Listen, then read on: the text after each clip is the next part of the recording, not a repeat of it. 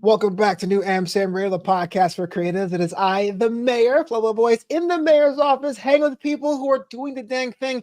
And my guest is doing the thing, well, not only with content, but with expertise. Please welcome attorney Elizabeth A. Douglas to the show. How's it going, Elizabeth?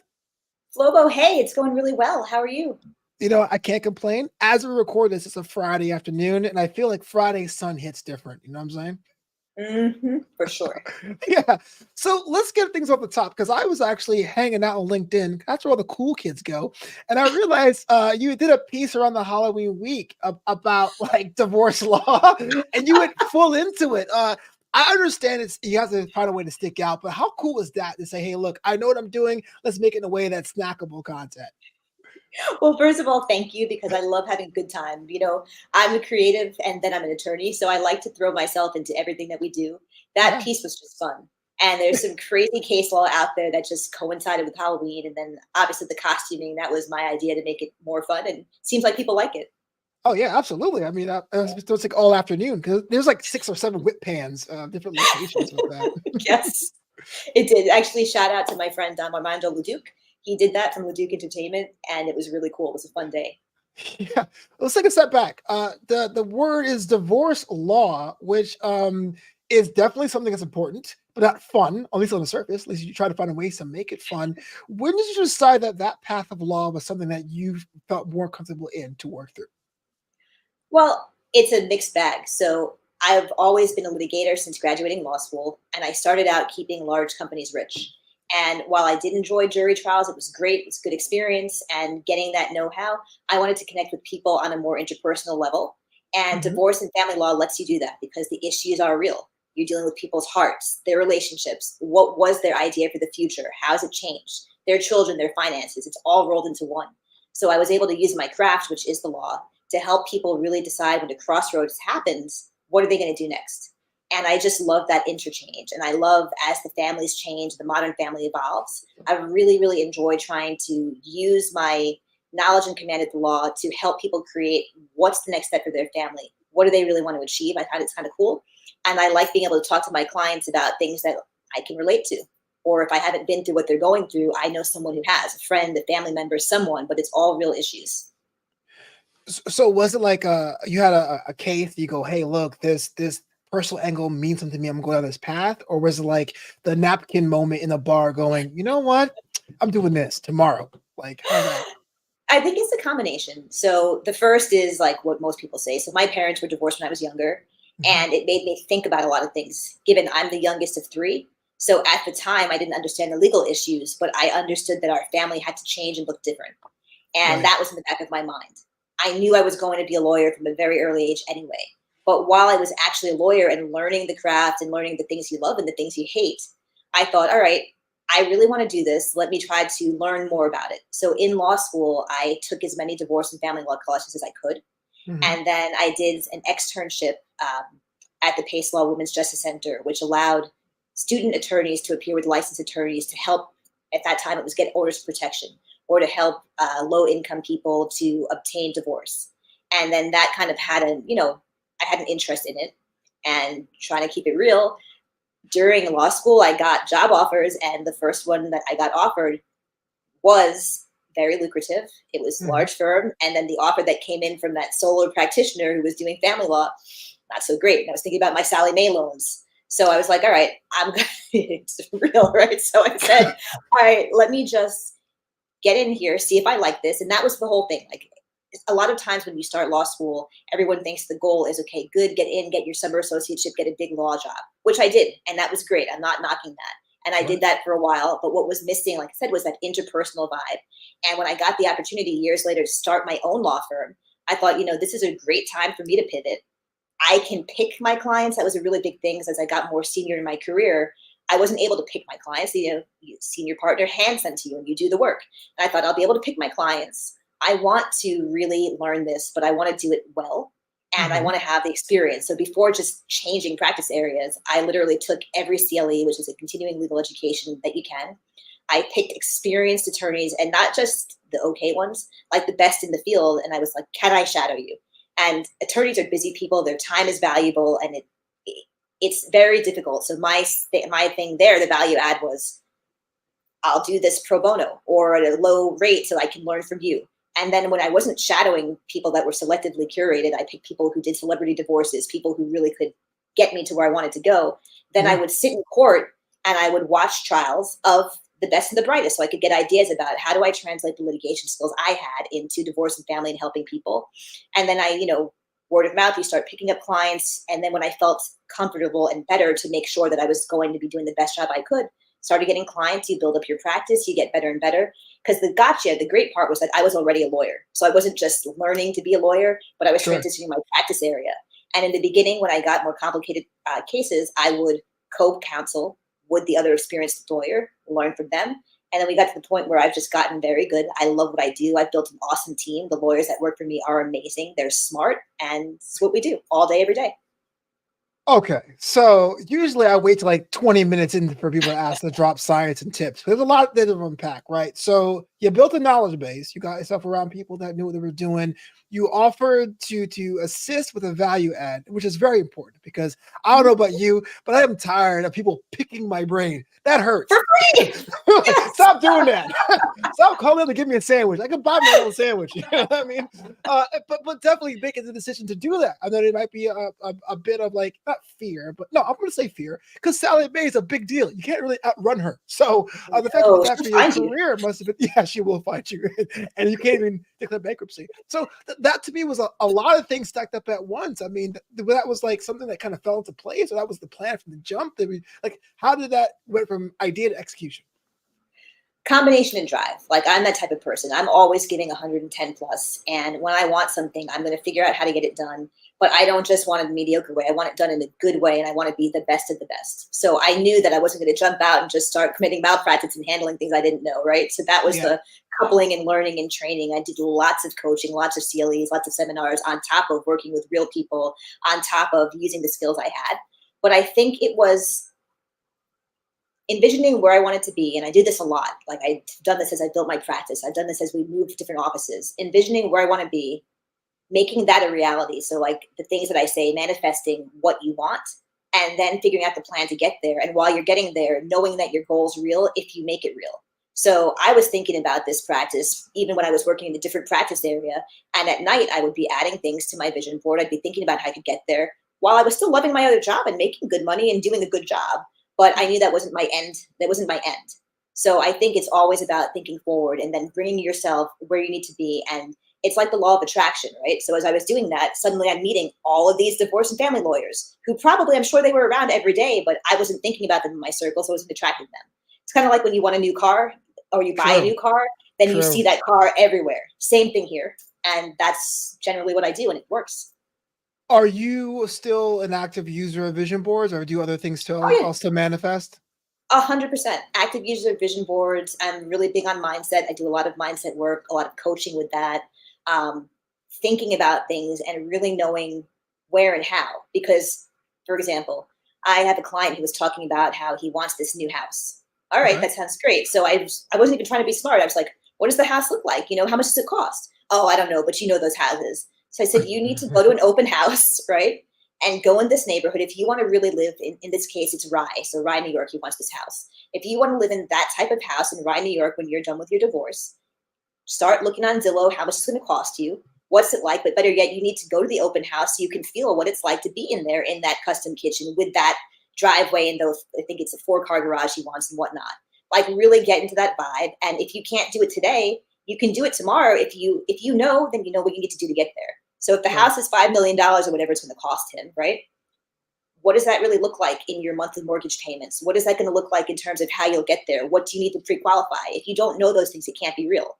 So for example, I just moved my office about 7 months ago to a beautiful building. It's a much bigger, nicer, amazing space we built out. I'm really into architecture and design, so it looks exactly how I wanted to do with all the like custom things and whatnot. But anyway, the point there is that I envisioned that office, 5 years ago. This is what my office is going to look like at this time. Literally, like this is that we're going to do things differently. My office doesn't look like a law office. It looks like an art loft because that's what I'm into, right? So, but what's it going to cost me? What do I need to do? Can I actually see myself there? I used to come and visit this building when my office wasn't even in here. I'd come for lunch. I'd walk around and be like, yep, It's what I'm going to be. These are the people that are there. These are who I want to be around, who I want to attract. And then it works out. And I think that applies to everything if you really want it, because it's got to be real to you first. First thing that you said that really struck me was like people actually live in Rye. Because when I was a kid, I used to the Playland, and that was it. You Playland, go me in, too. you want to play, and you leave. But something that's pretty cool, like doing the work to actually visualize your dreams. I mean, you can write it down, you can take a picture of it, but actually being at like the realtor and being like, huh, how much would it take to amortize this loan? It's very important. And thank you for saying that. Thank you for sharing that. You know, when it comes to like professional careers, I'm learning more into the whole idea of S curves. You know what I mean? Like you come in at a challenge, you work your way up that challenge, you get the top of that challenge, top of the S, and you find that new one. But it seems like with your career, it seems like it's coming pretty fast. I mean, how do you balance all of that? The challenges at work, the personal challenges, making sure you're in the space you want to do your job, your best work in, and find a way to achieve at the same time. It's a combination. I mean, nothing is easy. Anything worth having is hard. So the times when it looks easy, that's great. Smile, smile, cheese, cheese, click, click, social media post. But the truth of the matter is, it's a lot of busting my ass. There's a lot of, whenever you work with people, there's a lot of other challenges that come with that too, right? So, but I think it's perspective, knowing where you are, and the fact that I love what I do. And my nature, I'm entrepreneurial. So like, yes, I'm a good lawyer. I enjoy that, but I'm an entrepreneur first. And I think that that's what helps me to keep forward moving and thinking, because you're always thinking of creating and what the next step is. So I don't know how to do it any other way. I'm not even sure I want to know how to do it any other way. Yeah. Well, there you go. When the job chooses you, the game chooses you. Respect. Yeah, I think so. Yeah. Well, I've also been researching a bit of your keynote speaking background. Was that something that kind of evolved from your day-to-day work? Or was that also on your vision board? Like, how did you decide to cross over to that space? Well, first of all, I'm the youngest of three. So that's something that evolved when I had to just survive in my family, because my older siblings used to like take my food, take my toys, beat me up, all those things. So I had to know how to be a keynote speaker to be heard. And I would say small from podiums that, everywhere. Yeah. completely. And I just think it's maybe a facet of my personality. I like to speak. I like to talk. I like the exchange of information and ideas. And if I can help someone or inspire them in some way, I always will. So it was a natural crossover with my practice area. Usually a lot of the things I speak about are how we can empower ourselves to do better. How, like a divorce and family law challenge, there's always two people, right? There's the one who knew, and then there's the one who finds out. And if you're the one who finds out and you didn't know, you're the person who now for the very first time is hearing that the idea for your future and your family and your plan is changing. And most people do not tell their partner that they want a divorce and they're playing games, right? It's a totally different thing.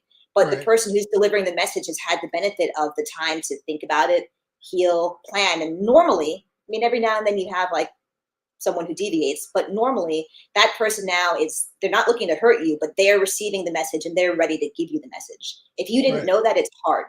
So a lot of the things, like I just did a speech yesterday, and it was about how you dust your shoulders off and pick yourself up when you have to pivot. And the choice that you have is you pivot with grace or you crumble. The crumbling part is never, ever an option, right? So it's that type of thing that I'd like to share with people. And it comes naturally from a stage.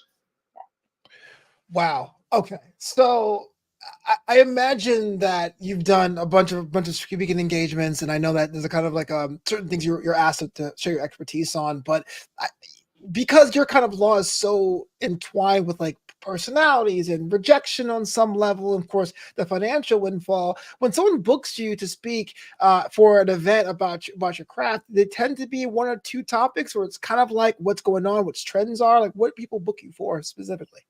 It is usually how to survive divorce and family law challenge, cool new trends and topics that happen, talking about relationships. One of the hot things that everyone talks about, men and women, are narcissists. What does a narcissist entanglement look like? How does it affect? What are the red flags? I talk about stuff like that. I talk about like really creative tips for moving on and moving forward, tips for creating your new vision. Like, what do you do? So this has happened, or maybe you're the person who wants the change. How do you thrive from that? Real deal issues are usually what people ask me to come and speak about. And there is also some self-empowerment type of things and just motivational speaking. And I really enjoy that. It's funny. I don't get nervous speaking to strangers and speaking in public, but I do get nervous about the other things, like the smaller things that people would be surprised about. Case in point, like when I entertain at home, I love to entertain. I love to prepare. Oh boy, I am nervous until it's executed at the end, sweating. Whereas I Yeah. could speak to a stage of 5 million people and I'm not even thinking twice. I can go Oh, to yeah. court and I can argue and I'm not thinking about it twice, but it's those little details that sometimes will make me nervous. I'm with you 100%. Like I can perform stand up. I can perform stand up in front of a room, and if they boo me, like, oh well, I mean that joke didn't work. But if you go to my house, you're like, yo, these pigs in blankets are trash. I get really upset. Me too. I'm with you 100%. I work hard on those, you know. But I'm you sure were they're great. I'm sure they're not trash. that means the world to me.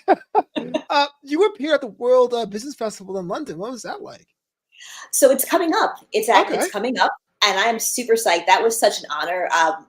Whoever out there really nominated me, thank you again, because they don't tell you who and what. But that's one that is going to be an international stage, and I'm talking about high assets, divorce, and cryptocurrency, and how you navigate that world, which is very different because you're dealing with multiple assets and multiple properties and multiple accounts and whatnot.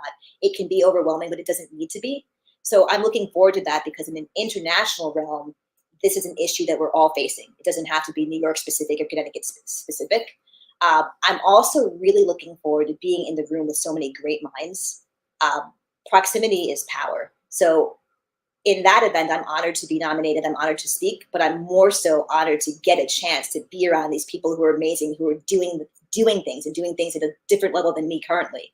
That Yeah. gives me inspiration and power, and I can't wait. Yeah, I mean, I hope you document that too. I think that'd be one good content, but definitely when you write the memoir. I mean, imagine flying out to across the world to have a room saying "What's up." That's so Yeah, cool. I'm working on it. Memoir's coming. Oh, for real? Oh Yeah, man, for real, breaking for real. news! Yeah, for real, for real. I need a little time though. Let's like 2025. Okay, for sure. And but Yeah. we spoke it out to existence. It's going to happen. Mhm. So I'm not sure how much I can ask you about this, but we've been going back and forth with your representation about the Breaking Down the D podcast. You're also in the podcast space as well. What's that experience been like getting that off the ground or relaunching that brand? So it's cool. Podcasting is powerful, as you know, and people Yeah. like to listen. They like to hear. I love to be invited on shows to have guests because you connect and you meet people who you might not have otherwise met. Breaking down the D is fun. Like I'm looking forward to really relaunching and getting it out there. And it's fun because it's the real deal. You know, Mhm. I like to say everyone has dual personas, right?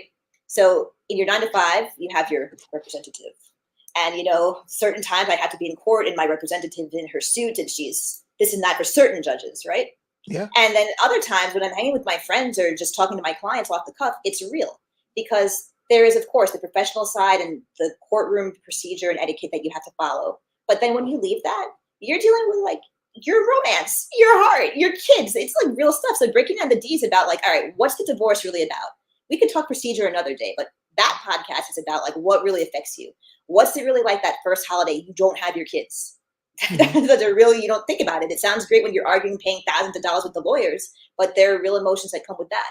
What's it like the first time now that you've got to start dating after you've been married for a while? And like, yeah, you know, everyone thinks that they have swag and game, most people. But the truth Not of the me. matter is that like, let's get this I got humble, negative right? swag. You know what I'm saying?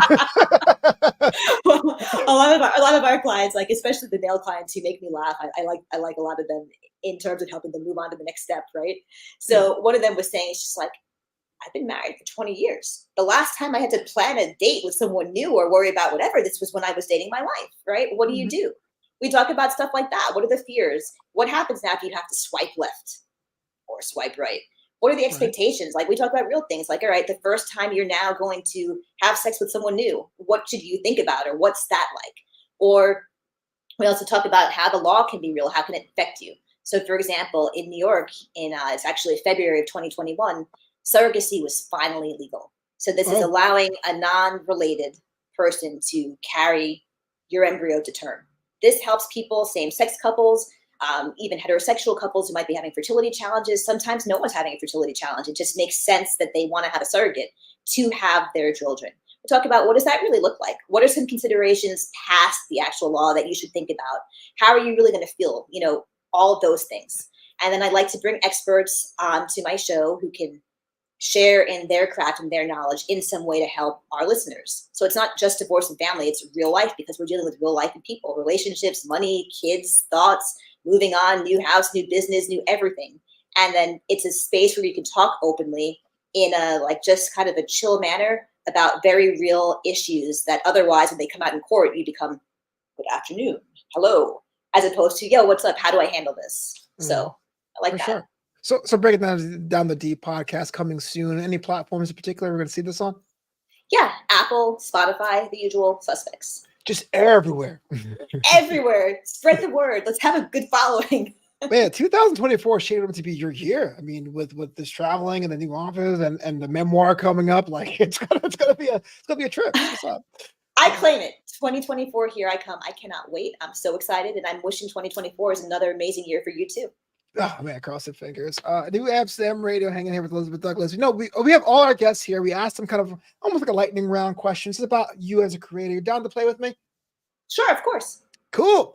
How do you or your firm, how do you celebrate a win when it comes across? Okay, so we do some cool stuff at my firm. First of all, every morning we have our morning stand-up meeting. And in that meeting, the whole team is going around talking about what are you thankful for? This has nothing to do with work. This is a straight up like that day, that morning, what are you thankful for? To get our mindsets ready to receive. Because even on the crappiest day, there is something that you're thankful for, even as small as you woke up and you're alive, right? But helping to narrow down that one thing helps set you up for everything else. Because there's always something. Sometimes issues that we have seem like it's the worst thing in the world. There's always a blessing. So we start with that. And then we actually do talk about celebrating our wins throughout the course of the week and the day. And on Fridays, we end with, hey, what was your win of the week? And that has been such a tremendous mind shift for me, because sometimes you're not seeing the wins, but there's a lot of them. Even the small ones are wins. So that's how we celebrate. We talk about them, we acknowledge them, and then it feels really good. I think everyone would agree if I could speak for them. It feels really good when someone just shows you a little bit of like either gratitude or acknowledgement for something you did. We all like to hear it. So I think it's positive when it goes around. Absolutely. I mean, yeah. Who doesn't love sharing the wins, sharing the dubs? Uh, in your opinion, what's the best way to keep self-doubt at bay? Can you repeat the question? It got a little bit broken up. In your opinion, what's the best way to keep self-doubt at bay? Self-doubt is such a real thing, right? No matter how awesome you are doing and can be, it happens. I think it's keeping perspective, and it's reminding yourself of the wins. I'm listening to this Audible book right now. I'm just gonna make sure I don't butcher the name, and it's so helpful because this morning it was about self-doubt. So it's 10x is easier than 2x, right? And it was talking about making sure that you are acknowledging the wins that you've had and also knowing who you are. And I think channeling back to who you are. Each of us has a unique gift that no one else has to give. And when I get self-doubt creeping up, or when I get a little bit self-conscious or nervous, I remember that I might not be the best and the baddest at everything, but there's only one Elizabeth. And that Elizabeth has something to share. And that really helps me. It might sound corny to some, but for me, it's like, okay, this is what I'm going to do. And you know what? You don't have to be perfect. But if you never ever try something, that is the loss. That's the doubt. So I'd rather be doubtful and nervous and fail and pick myself up and try again than never try. Awesome. I got two more for you. When and where was your last vacation? If you mind sharing. My last vacation was Jamaica. It was great. It wasn't long enough. It was a couple months ago. And what was cool about that trip was that I had the privilege and the blessing to go with my dad. And it's been I can't even remember the last time I had a vacation where it was just the two of us. We were there to see a family member and then just to get some business done. And it was so cool. I mean, my dad and I are close anyway, but homeboy is really with it. Like, yeah, we went out, we danced, we ate, like we met amazing people. We made good connections and it was just fun. Highlights there, the Bob Marley Museum, the beach. We had some really curated trips planned and just hanging out. So I came back feeling relaxed and just invigorated, and I had a lot of fun. Do you go often to Jamaica? Do you go to Jamaica often? I can no longer hear you. Oh, do you go to Jamaica often? It's like crackling. I don't know why. What happened? Interesting. Check. Maybe my end. Check. We're so close to the end. Check. It's your boy Flobo. Yeah, I can hear you now. Okay. Yeah, you changed your headphones. Okay. Do you go to Jamaica often was the question I had asked. Not as often as I'd like to. So I hadn't been in about maybe 5 years before then. I love to travel. Like if I can see every country in the world, I would. My trip before that was Sicily. So I'm in love with traveling to Europe. I love going to Italy specifically. So yeah. Yeah, I've been to Italy once, changed my life. I wrote about it in my book. My actual memoir. I wrote about it. And Oh, lastly, I gotta read that. Okay, I oh didn't. yeah, yeah. All my professional L's were in one compendium. Kind of ironic. I'm actually a wedding DJ, so at the beginning of the divorce journey, I do that. When I started my practice, my DJ company, I got asked to DJ a wedding in Italy. Didn't have the money, but I figure if I go as a loss leader, then I can use the content for something else, and it worked out. But it was a rough trip to go out to Rome and Naples and Fiore. That's where I went. It What was a really cool. Huh? heck yeah! What a great trip. I'm glad that you made that happen. Yeah, I mean, it's 5 years ago this week. Actually, I went in 2018, but yeah, risk it for the biscuit, they say. Time to go again for sure. And the DJ services at the end of the divorce too, because the next marriage, you know. Yeah. Oh, and divorce parties are cool too. I ain't knocking that. Before you remarry, get a divorce party, then remarry. Yeah, I have a lot of clients who have divorce parties, and I think that's great. Yeah. And lastly, we ask everyone this question, but if you do partake, what is your favorite junk food? It depends, right? I'm going to give you a couple. It depends, like especially if I'm prepping for trial or something stressful. So I really like baked white cheddar Cheetos. I don't know if you've ever had those. Oh, I'm from New York. I get it. all right. I love those. I love sour gummy worms, not the bears, the worms. Like Absolutely. bears too. And dark chocolate. Yeah. Sweet tooth. I respect that. No, yeah, absolutely. The white cheddar is something you don't really get outside of the East Coast. I'm live in LA now. You don't really see that as much. So, Like you eat junk food too, right? say again? You eat junk food too, right? What do you like? Oh, absolutely. I don't know if you know this, but I used to weigh 400 pounds. I am a fat kid through and through. Cookies and cakes and burgers. And I remember when I was a kid, again, another thing you don't see as much, like Drake's was very much in the East Coast, right? You don't get Drake's out West. Their iced honey bun was superior. So I used to get two of those, City Club soda, like that was crazy. Well, thank you so much for being on the website. You got me hungry now. I appreciate that. If anyone wanted to connect with you or learn more about your practice, Elizabeth, how they go about doing that? Send me an email, info at douglaslaw.com. Give me a phone call, 914-615-9058, or go to our website, douglaslaw.com. And of Thank you. course, Insta and Facebook and all those normal suspects. Yeah, got to say what's up. Got to see the hot content because I like the fact you find a way to find your tone and still be legit about what you do.